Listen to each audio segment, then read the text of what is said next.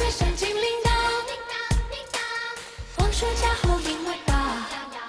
চীনা মিডিয়া গ্রুপের 2026 সালের স্প্রিং ফেস্টিভ্যাল গালায় প্রাচীন পুরাণ যেন নতুন প্রাণ পেল।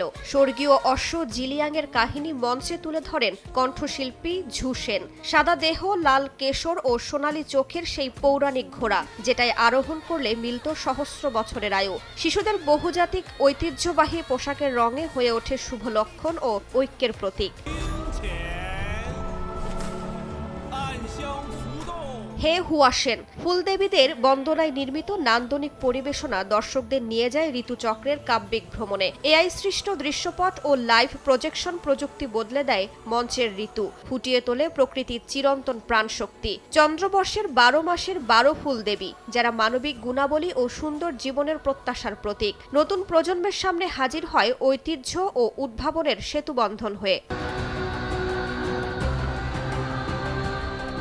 সিল্ক রোড এনশিয়েন্ট রিদমস শিরোনামের নৃত্যনাট্য দর্শকদের পৌঁছে দেয় গানসুর দুংহুয়াং নগরীর ইতিহাসে। ইউনেস্কো স্বীকৃত মোগাও গ্রোটোয়েসের গুহাচিত্র ও ভাস্কর্যের নান্দনিকতা মঞ্চে রূপ নেয় ঝলমলে কোরিওগ্রাফিতে।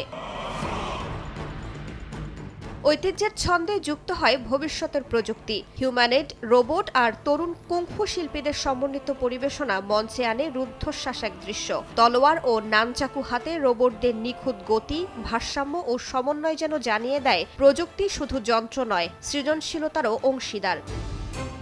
রাইসা জান্নাত, সময় সংবাদ।